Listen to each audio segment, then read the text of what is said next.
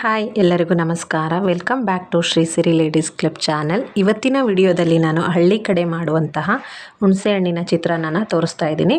ಬನ್ನಿ ನೋಡ್ಕೊಳ್ಳೋಣ ಹೇಗೆ ಮಾಡ್ತೀನಿ ಅಂತೇಳಿ. ತುಂಬಾ ಟೇಸ್ಟಿಯಾಗಿರುವಂತಹ ಸೂಪರ್ ಆಗಿರುವಂತಹ ಈ ರೆಸಿಪಿನ ನೋಡ್ಕೊಳ್ಳೋಣ ಬನ್ನಿ. ಏನೇನೆಲ್ಲ ಹಾಕ್ತಿದ್ದೀನಿ, ಹೇಗೆ ಮಾಡ್ತೀನಿ ಅಂತ ತೋರಿಸ್ತಾ ಇದ್ದೀನಿ. ಪಕ್ಕಾ ಟ್ರೆಡಿಷನಲ್ ಆಗಿರುತ್ತೆ, ಅಷ್ಟೇ ಸಖತ್ ಟೇಸ್ಟಿಯಾಗಿ ಕೂಡ ಇರುತ್ತೆ. ಇದಕ್ಕೆ ಈರುಳ್ಳಿ ಮತ್ತು ಕರಿಬೇವು, ಕೊತ್ತಂಬರಿ, ಶೇಂಗಾ, ಕಡಲೆಬೇಳೆ, ಉದ್ದಿನಬೇಳೆ, ಸಾಸಿವೆ, ಜೀರಿಗೆ ಇದಿಷ್ಟನ್ನೆಲ್ಲ ಉಪಯೋಗಿಸ್ಕೊಂಡು ಹುಣಸೆ ಹಣ್ಣನ್ನು ಹಾಕಿ ಮಾಡುವಂತಹ ಚಿತ್ರಾನ್ನ ಇದು. ಇದಕ್ಕೆ ಟೊಮೆಟೊ ಬೇಕಾಗಿಲ್ಲ. ನೋಡಿ ಎಷ್ಟು ಸಿಂಪಲ್ಲಾಗಿ ಆಗುತ್ತೆ, ಬೇಗನೂ ಕೂಡ ಆಗೋಗ್ಬಿಡುತ್ತೆ, ಅಷ್ಟೇ ರುಚಿಯಾಗಿ ಕೂಡ ಇರುತ್ತೆ. ಬನ್ನಿ ನೋಡ್ಕೊಳ್ಳೋಣ ಹೇಗೆ ಮಾಡ್ತೀನಿ ಅಂತೇಳಿ. ನೀವೇನಾದರೂ ನನ್ನ ಚಾನಲ್ಗೆ ಹೊಸಬ್ರಾಗಿದ್ದರೆ ಪ್ಲೀಸ್ ಲೈಕ್ ಮಾಡಿ, ಶೇರ್ ಮಾಡಿ ಮತ್ತು ನನ್ನ ಚಾನಲ್ನ ಸಬ್ಸ್ಕ್ರೈಬ್ ಮಾಡಿ. ಇದೇ ರೀತಿ ಒಳ್ಳೊಳ್ಳೆ ರೆಸಿಪೀಸ್ನ ನಾನು ತರ್ತಾ ಇರ್ತೀನಿ.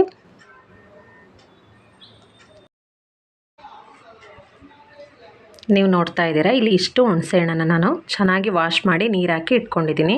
ಅಷ್ಟು ಹುಣಸೆಹಣ್ಣನ್ನು ನಾನು ಉಪಯೋಗಿಸ್ಕೊಳ್ತಾ ಇಲ್ಲ, ಸ್ವಲ್ಪ ಅರ್ಧ ಹಾಕಿಬಿಟ್ಟು ಇನ್ನು ಅರ್ಧ ಬಿಡ್ತಾ ಇದ್ದೀನಿ. ಇಲ್ಲಿ ನೋಡಿ, ಬೆಳ್ಳುಳ್ಳಿ ಮತ್ತು ಶುಂಠಿನ ಚೆನ್ನಾಗಿ ತುರ್ಕೊಳ್ತಾ ಇದ್ದೀನಿ, ಚಿಕ್ಕದಾಗಿ ತುರ್ಕೊಳ್ತಾ ಇದ್ದೀನಿ. ಇದನ್ನು ನಾವು ಜಜ್ಜಿಬಿಟ್ಟು ಹಾಗೆ ಕೂಡ ಹಾಕ್ಬೋದು, ಇಲ್ಲ ಅಂತಂದರೆ ಶುಂಠಿ ಬೆಳ್ಳುಳ್ಳಿ ಪೇಸ್ಟ್ನೂ ಕೂಡ ಹಾಕ್ಬೋದು. ಆದರೆ ಈ ರೀತಿ ತುರಿದು ಹಾಕೋದ್ರಿಂದ ಒಂದೊಳ್ಳೆ ರುಚಿ ಕೊಡುತ್ತೆ. ಮೊದಲೆಲ್ಲ ಯಾವ ಫ್ರಿಜ್ಜು ಕೂಡ ಯೂಸ್ ಮಾಡ್ತಿರಲಿಲ್ಲ ಅಲ್ವಾ, ಫ್ರಿಜ್ಜಲ್ಲಿ ಏನು ಇಟ್ಕೊಂಡಿರೋದನ್ನ ಬಳಸ್ತಾ ಇರಲಿಲ್ಲ. ಅದೇ ನಾವು ಫ್ರಿಜ್ಜಲ್ಲಿ ಇಟ್ಟು ಬಳಸೋದ್ರಿಂದ ಅಷ್ಟು ಟೇಸ್ಟ್ ಅನಿಸಲ್ಲ. ಅವಾಗಿಂದ ಫ್ರೆಶ್ ಆಗಿ ಈ ರೀತಿ ಮಾಡಿಕೊಂಡ್ರೆ ಒಂದೊಳ್ಳೆ ರುಚಿ ಕೊಡುತ್ತೆ ಚಿತ್ರಾನ್ನ. ಅದಕ್ಕೋಸ್ಕರ ನಾನಿಲ್ಲಿ ಸನ್ಫ್ಲವರ್ ಆಯಿಲ್ನ ಹಾಕ್ತಾಯಿದ್ದೀನಿ. ಅದ್ರ ಜೊತೆಗೆ ಸ್ವಲ್ಪ ಸಾಸಿವೆ ಎಣ್ಣೆನೂ ಕೂಡ ಸೇರಿಸ್ತಾ ಇದ್ದೀನಿ. ಸಾಸಿವೆ ಎಣ್ಣೆ ಹೆಲ್ತ್ಗೆ ತುಂಬಾ ಒಳ್ಳೆಯದು. ಈ ಚಳಿ ಟೈಮಲ್ಲಿ ಮೈಕೈ ನೋವು ಆ ಥರದ್ದೇನಾದರೂ ಪ್ರಾಬ್ಲಮ್ ಇತ್ತು ಅಂದರೆ ಸಾಸಿವೆ ಎಣ್ಣೆನ ಹೆಚ್ಚಾಗಿ ಉಪಯೋಗಿಸೋದ್ರಿಂದ ಸ್ವಲ್ಪ ಕಡಿಮೆ ಆಗುತ್ತೆ. ಇಲ್ಲಿ ನಾನು ಸಾಸಿವೆ ಮತ್ತು ಜೀರಿಗೆನ ಹಾಕಿ ಒಗ್ಗರಣೆ ಮಾಡ್ಕೊಳ್ತಾ ಇದ್ದೀನಿ. ಅದ್ರ ಜೊತೆಗೆ ಕಡಲೆಬೇಳೆ ಮತ್ತು ಉದ್ದಿನಬೇಳೆ, ಶೇಂಗಾ ಮಾತ್ರ ಲಾಸ್ಟಲ್ಲಿ ಕರೆದಿಟ್ಕೊಳ್ತೀನಿ, ಇಲ್ಲಾಂದರೆ ಫಸ್ಟೇ ಕರೆದು ಎತ್ತಿಟ್ಕೊಂಡ್ಬಿಡಬೇಕು. ಏಕೆ ಅಂದರೆ ಇದು ಹುಣಸೆ ಹುಳಿ ಎಲ್ಲ ಹಾಕಿ ಕುದಿಸೋದ್ರಿಂದ ಸ್ವಲ್ಪ ಮೆತ್ತಗಾಗುತ್ತೆ ಅಂತ ಅಷ್ಟೇ. ನಾನು ಇದ್ರ ಜೊತೆಗೆ ಎಳ್ಳನ್ನು ಹಾಕ್ತಾಯಿದ್ದೀನಿ. ಎಳ್ಳು ಮತ್ತು ಕರಿಬೇವನ್ನ ಹಾಕಿ ಸ್ವಲ್ಪ ಫ್ರೈ ಆದ ನಂತರ ಬೆಳ್ಳುಳ್ಳಿ ಶುಂಠಿ ತುರಿದಿಟ್ಕೊಂಡಿರೋಂಥದ್ದನ್ನು ಹಾಕ್ತಾಯಿದ್ದೀನಿ.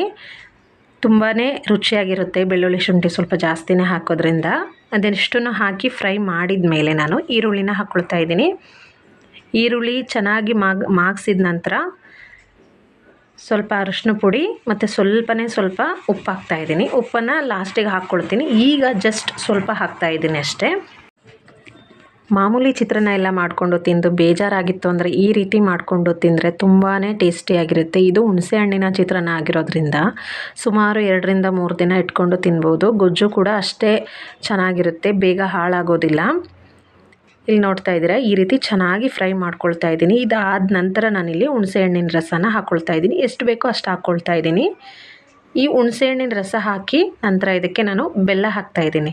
ಬೆಲ್ಲ ಮತ್ತು ಹುಣಸೆಹಣ್ಣು, ಖಾರದ ಪುಡಿ ಇದಿಷ್ಟೂ ಕೂಡ ಒಂದು ಒಳ್ಳೆ ಕಾಂಬಿನೇಷನ್ ಅಂತಲೇ ಹೇಳ್ಬೋದು. ತುಂಬ ಟೇಸ್ಟಿಯಾಗಿರುತ್ತೆ. ಪುಳಿಯೋಗರೆನೂ ಬೇಡ ಇದ್ರ ಮುಂದೆ, ಅಷ್ಟು ಚೆನ್ನಾಗಿರುತ್ತೆ ಈ ಚಿತ್ರಾನ್ನ. ಈ ಚಿತ್ರಾನ್ನ ಮಾಡ್ತಾಯಿದ್ರೆ ಮನೆಯೆಲ್ಲ ಘಮ ಅಂತಿರುತ್ತೆ, ಅಷ್ಟು ಒಂಥರ ಫ್ಲೇವರ್ ಚೆನ್ನಾಗಿ ಬರ್ತಾ ಇರುತ್ತೆ. ಈಗ ಇನ್ನೊಂದು ಸ್ವಲ್ಪ ನೀರು ಹಾಕ್ಕೊಳ್ತಾ ಇದ್ದೀನಿ.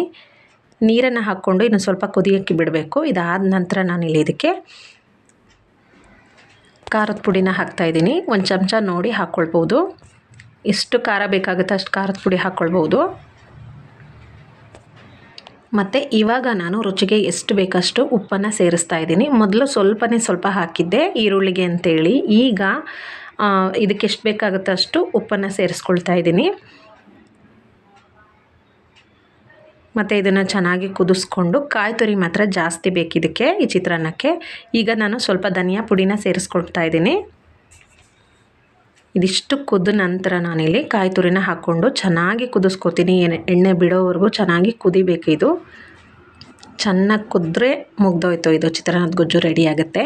ನಾವು ಇದನ್ನು ರಾತ್ರಿ ಕೂಡ ಮಾಡಿಟ್ಕೊಂಡು ಬೆಳಗ್ಗೆ ಅನ್ನ ಮಾಡಿ ಬೇಗನೆ ತಿಂಡಿ ಮಾಡ್ಕೊಳ್ಬೋದು.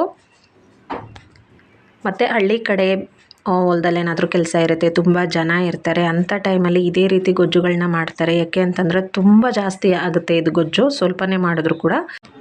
ಮತ್ತು ಬೇಗ ಆಗಿಬಿಡುತ್ತೆ, ಯಾಕೆಂದರೆ ತರಕಾರಿ ಎಲ್ಲ ಹೆಚ್ಕೊಂಡು ಕೂರೋದಕ್ಕೂ ಕೂಡ ಟೈಮ್ ಇರಲ್ಲ ಹಳ್ಳಿ ಕಡೆ ಪಾಪ ಸಾಮಾನ್ಯ. ಹಾಗಾಗಿ ಇದೇ ರೀತಿ ರೆಸಿಪೀಸ್ನ ಅವರು ಟ್ರೈ ಮಾಡ್ತಾಯಿದ್ರು. ಅದೇ ರೀತಿ ತುಂಬ ಚೆನ್ನಾಗಿರ್ತಾಯಿತ್ತು. ಹಿಂದಿನ ಕಾಲದ ರೆಸಿಪೀಸ್ ಅಂತಂದ್ರೇ ಹಾಗೆಯೇ ಅದಕ್ಕೊಂದು ಒಳ್ಳೆ ರುಚಿ ಇರ್ತಾಯಿತ್ತು. ಯಾವಾಗ್ಲೂ ತುಂಬ ಟೇಸ್ಟಿಯಾಗಿ ಮಾಡ್ತಾಯಿದ್ರು. ಮತ್ತು ತೋಟಗಳಲ್ಲೇ ತರಕಾರಿ ಎಲ್ಲ ಬೆಳ್ಕೊಳ್ಳೋದ್ರಿಂದ ಅವ್ರಿಗೆ ಫ್ರೆಶ್ ಆಗಿ ಎಲ್ಲನೂ ಕೂಡ ಸಿಗ್ತಾಯಿತ್ತು. ಏನೇ ಮಾಡಿದ್ರೂ ಅಷ್ಟು ರುಚಿಯಾಗಿ ಮಾಡ್ತಾಯಿದ್ರು.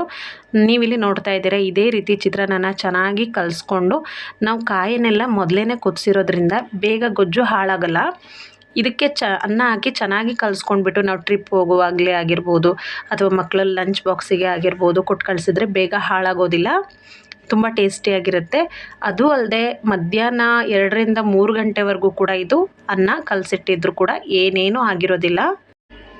ನಾವು ಕೂಡ ಹಾಗೆಯೇ ಟ್ರಿಪ್ ಹೋಗುವಾಗ ಒಂದು ಟೈಮಿಗೆ ತಿಂಡಿ ಆದರೂ ಕೂಡ ಈ ತಿಂಡಿ ಮಾಡಿಕೊಂಡು ತೊಗೊಂಡೋಗ್ತೀವಿ, ಏನೂ ಆಗೋದಿಲ್ಲ ಅಂತೇಳಿ, ಹಳಸೋಗೋದಿಲ್ಲ. ಅದಕ್ಕೋಸ್ಕರ ನೀವು ನೋಡ್ತಾ ಇದ್ದೀರಲ್ಲ, ಈ ರೀತಿ ಆಗಿದೆ ಚಿತ್ರಾನ್ನ.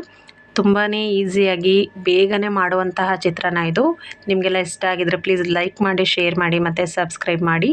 ನಾವು ನೆಕ್ಸ್ಟ್ ವಿಡಿಯೋದಲ್ಲಿ ಸಿಗ್ತೀನಿ. ಇದೇ ರೀತಿ ರೆಸಿಪೀಸ್ ಬೇಕಿತ್ತು ಅಂತ ಅಂದರೆ ಕಮೆಂಟ್ ಮಾಡಿ ತಿಳಿಸಿ. ಬಾಯ್.